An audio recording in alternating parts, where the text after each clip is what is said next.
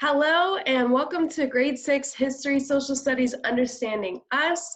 I'm Ms. Burrows and this is part 1 of the 2-part Civil War for Smarties. Today we're going to be talking about causes, compromises, and the Confederacy. Before we keep moving, I want to make sure that we're feeling okay. Of course, you guys are super smart and you're going to kill this, but I want to make sure that you're feeling all right before you keep moving. So if you need a minute to kind of rest or get it together, take it. But if you feel ready to conquer this, then let's keep moving. Today, all you're going to need is a piece of paper and a pen or pencil. And I want to start off by saying that the Civil War is a huge topic. People spend their entire lives researching, learning about the Civil War, all right? What we're going to try to do is in just 2 parts, 2 videos, really cover kind of the bare minimum of what happened so that you have a good idea to build on. Here is how we're going to do that.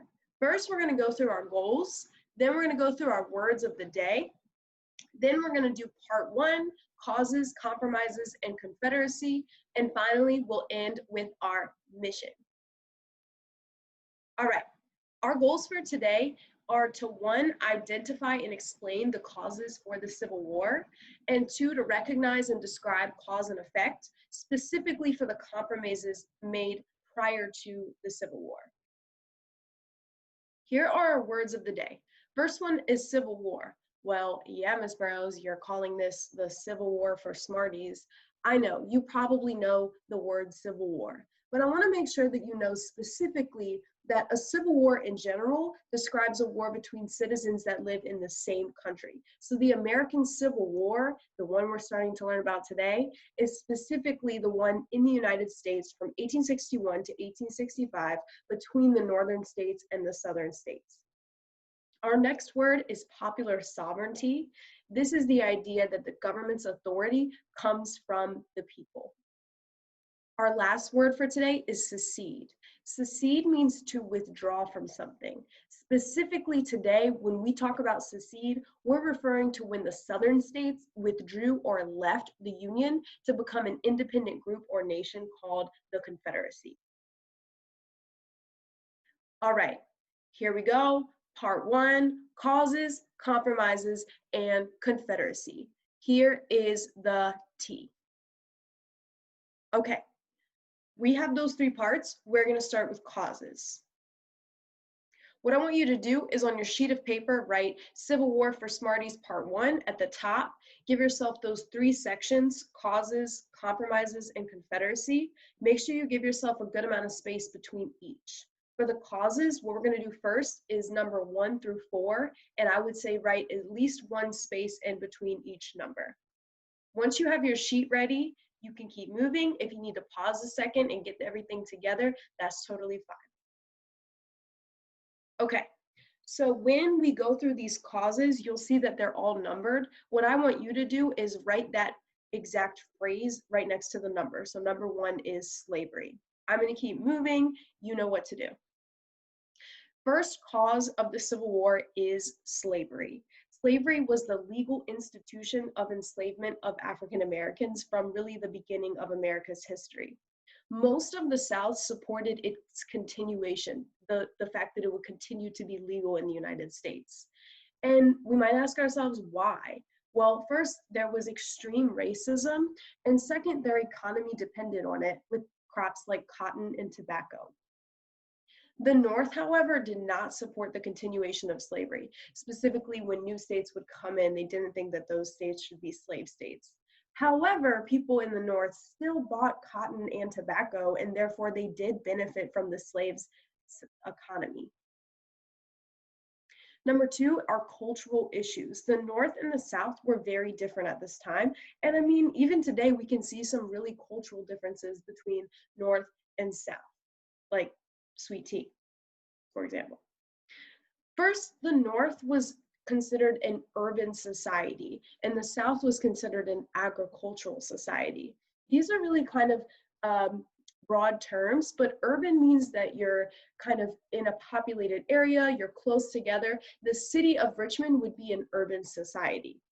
In agricultural society, you're very spread out. There's a lot of land. This would be out kind of in like a Goochland or out in Hanover area, the places around Richmond that are very rural. In the North, people held jobs in cities. So they would leave their home and they would go to the job in the city, but a lot of people worked in the city, so they would kind of meet up. In the South, people held jobs on their farms. So this means that in the North, you live away from work, you might live near work, but you don't work in your home. In the South, people worked on their property, and so they were less likely to kind of go out and see other people just throughout the day if they didn't live on their property. The third cause are economic issues. So in the South, they made their money off of producing their own goods through agriculture, and they did not want tariffs or taxes. In the North, people made money off of working in a factory, and no one really wants tariffs, but they didn't mind them as much as the South did.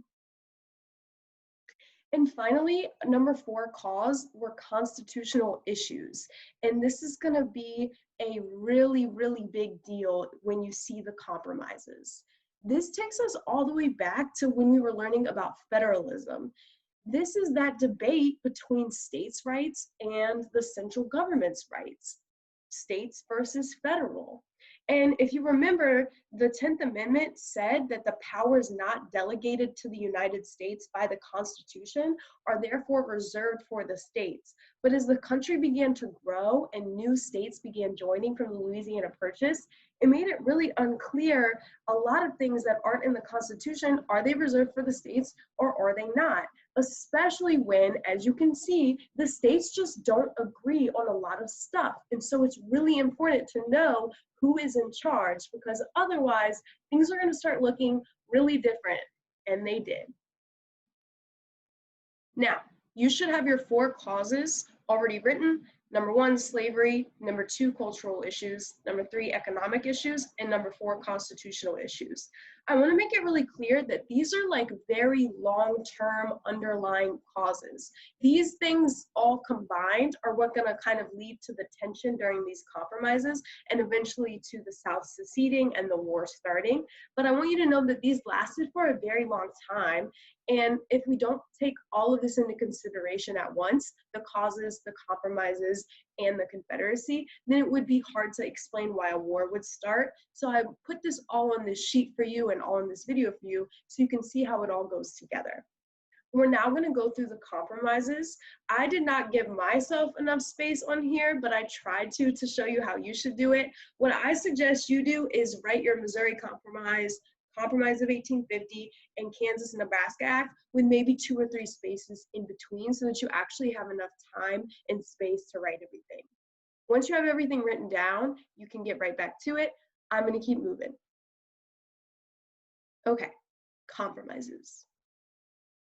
First of all, what is a compromise, okay? Well, think about this. When you and your sibling or your cousin or your friend don't necessarily want to do the same activity, you guys kind of have a conversation like, let's watch a little bit of your show and then we'll watch a little bit of my show. Or let's go do this thing for a little bit and then we'll do this thing tomorrow. This thing I want to do today and this thing you want to do tomorrow. A compromise is supposed to be something where you guys both kind of give up a little bit just so that each can get a little bit of what you want. Now, I want you to think, given just those first 4 causes that you wrote down, why would the North and the South need to compromise? What is there to compromise about? It seems like they have a lot of differences. And if that was just the problem, I think it could have been left like that. But the real issue is that because of the Louisiana Purchase, all of these states are joining the United States. And now they kind of have to pick a side. There are free states, which means there was no slavery in that state. And then there are slave states, which means slavery was legal in that state. The first compromise is the Missouri Compromise. I don't want you to write anything on your sheet until I tell you to do so. Nothing on this slide will be on your sheet. This is just to introduce you what was the problem that needed to result in a compromise like the Missouri Compromise. So the first major compromise, the Missouri Compromise, the problem was that the US was about half slave states and half free states. Not about, exactly. Number two, Missouri becomes a state, and the people who live there actually vote for it to be a slave state. They want it to be a slave state. But this upsets people in the free states because then there's an uneven amount of free states and slave states. So the compromise is that Maine, which was also about to become a state, is going to be a free state. Slavery would be banned in all of the former Louisiana Purchase lands that were north of a line drawn on the map, okay, an imaginary line. So before we write anything, we kind of need to figure out where is that line. Here is a map. This map is showing us the free states, the slave states, and things that were kind of open for discussion. So when the Missouri Compromise was happening, all of the states that are in this orangey red color are slave states. All of the states that are in the green are free. Missouri, as you can see, was admitted as a slave state, and Maine up here was admitted as a free state. What they said in addition to doing that is that even though Missouri is above it, there's now going to be this imaginary line right here where the other territories from now on that are north of that line are going to be free states. Other territories south of that line are open to choosing to be a slave state. So for your sheet, what I want you to write for Missouri Compromise is Missouri is a slave state, Maine is a free state, and the Missouri Compromise line for Louisiana Purchase territory. Once you have it, you can unpause and keep moving. All right, the next compromise is the Compromise of 1850. Now, all of these compromises basically come from the same problem. There's new states and we don't know what to do about it. The problem is that California, Utah, and New Mexico were beginning to become states. These were required after the Mexican-American War, so the United States gained these territories. People in California wanted it to be a free state. They wanted California to be a free state, but that made slave state supporters mad. So the compromise was that Congress decided to allow California to be a free state, but then they're going to let Utah and New Mexico decide for themselves, okay? This is going to become very heated. The Fugitive Slave Act of 1850 also comes out of the Compromise of 1850. And this required that all slaves who escaped were to be returned to their master. So as these free states are popping up, like California, if for whatever reason a slave were to escape, an enslaved African American were to escape and then go to a free state, the Fugitive Slave Act said that they who escaped could be returned to their master. So Compromise of 1850, I want you to write California as a free state, Utah and New Mexico get to decide, and then the Fugitive Slave Act. All right. Our last compromise that we're going to learn about is the Kansas-Nebraska Act. The problem was that after the Missouri Compromise, Kansas and Nebraska are about to become a state. And again, everybody's freaking out. Are they going to be free states? Are they going to be slave states? Here was the situation. The states in blue, as you kind of remember from other maps, just different colors and different map now. This is from the American experience. So the blue states are slave states, the green states are free states and territories, and the orange is up for determination. So Congress allowed Kansas and Nebraska to practice popular sovereignty, which meant that the people in those states could choose whether they wanted it to be a free state or a slave state. But this made people really mad because it violated that imaginary line that was drawn in the Missouri Compromise, if you remember this line right here. Because, for example, if the New Mexico territory decides that it wants to be a free state, well, it's below the line. And if Kansas decides it wants to be a slave state, it's technically above the line. So whatever happened to the Missouri Compromise line? You see the problem? This kind of makes things really intense. It doesn't calm things down, kind of like the other compromises did. Instead, it makes things really heated. There's a raid by abolitionist John Brown, and that leads to something called Bleeding Kansas. And the Kansas-Nebraska Act is what's going to get Lincoln back on the political scene because he sees how intense of an issue this is, and he thinks, dang, I need to get involved. All right, so for Kansas-Nebraska Act, I want you to write Kansas and Nebraska practice popular sovereignty, and this violates the Missouri Compromise. All right, our third section, you guys are so smart. We are rolling through this. Confederacy, all right? Now, what do I mean when I'm talking about Confederacy? We'll get there. Where is the South at this time? This is the third map you guys have seen. I believe in you. You understand which states are the free states and which states are the slave states. But let's hit it again. All these maps have different colors. I'm so sorry. I'm just trying to do my best, okay?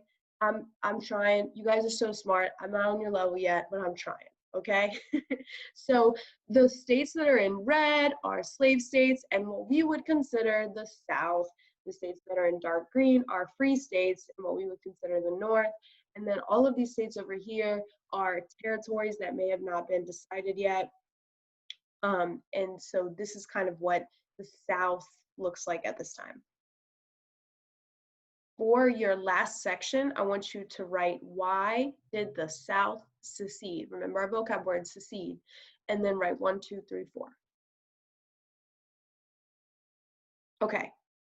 When we go through this, I just want you to write again whatever's written next to the number. So why did the South secede? Number 1, rising tensions between North and the South. You guys could have guessed this. First is slavery, cultural differences, and as you know, the outcome of that Kansas-Nebraska Act was very high tensions, okay? Number 2, this debate again over states' rights versus federal rights. Who is in charge? Northerners believed that the nation should remain united, federal power. The Southerners believed that since the colonies and territories became states, they can also say goodbye. So the same way they entered the country or the Union, they can say, see you later. Number 3, Dred Scott decision. Dred Scott was an enslaved African-American from Missouri, which was a slave state, who moved to Illinois, which was a free state, and he tried to sue for his freedom. The Supreme Court said he wasn't allowed to sue because he was not a person, he was property. The Supreme Court also said that the federal government, the president, could not make slavery illegal. And by president, I mean the leader of the federal government, but the federal government is a bigger entity. But he and the federal government could not make slavery illegal. They basically said slavery is a state thing. Number 4, this is going to be the tipping point. Final straw for Southerners is Lincoln gets elected as president. They believed that Lincoln wanted to prevent slavery from spreading into new states. And in 1860, South Carolina is the first state to secede. By 1861, 11 states seceded. And all of these states are states that were in the slave states. So what happens next? The Southern states call themselves the Confederate States of America, also known as the Confederacy, and they elect Jefferson Davis as their president. I want you to make sure that you have all of these numbers written down for why did the South secede. Number 1, rising tensions between North and South. Number 2, debate over states versus federal. Number 3, Dred Scott decision. And number 4, Lincoln elected as president. When you have them, let's keep going. Okay, so here is today's mission. This is a lot of information. I understand that. So what you guys are going to do is have a really cool way of just kind of putting this into your own context. You are going to create a group text to display the conflict between the northern and southern states, all right? I want you to give the group text a name. Every good group text has a name, you know what I mean? Number two, put a few states from the North and the South in the group text. You don't have to put them all in, but I would say pick 2 or 3 Northern states, pick 2 or 3 Southern states, and put them in the group text. Number three, create a conversation that accurately portrays what each side believed wanted. You know, a Southern state is going to be advocating for somewhere like Missouri to be a slave state, and vice versa for a Northern or free state. Number four, you can pick any moment in the events leading up to the Civil War. So you can basically make your group text be related to maybe just that initial early 1800s differences. Oh, well, I, walk to work to my factory job, and then Virginia comes in and says, no, well, I just walk right outside my front door, and I'm out there working with the pigs and whatever. And you can show the differences between them that way. I made an example for you, and if you need to take a second to really take in my artistic abilities and creativity, you can totally do that, but I'm going to keep going. So basically, I tried to make my group text, and by the way, this is all on paper. You don't actually need to make a text unless you have a really cool way of doing that. Go crazy. What I did is I took out my piece of paper and I made it look like an iMessage group text. So instead of putting the time up here in the left-hand corner, I put the year. Get it? Like the year 1854. Okay. Up here, whenever you are in a group text on iMessage, it always has like a little bubble for each person. So I put a little bubble for all the states who are in this group text. All right. We got Virginia, South Carolina, North Carolina, Pennsylvania, New York, Vermont, Tennessee, Kentucky, New Jersey. All right. And the name of my group text is #states. Okay. So, Ms. Burrows, what was in 1854 again? The Kansas-Nebraska Act, the final compromise that was real terrible, okay? Really resulted in a lot of conflict, all right? So I put Virginia saying, y'all hear about Kansas? North Carolina. Nebraska too. Utah. What's the issue? Pennsylvania.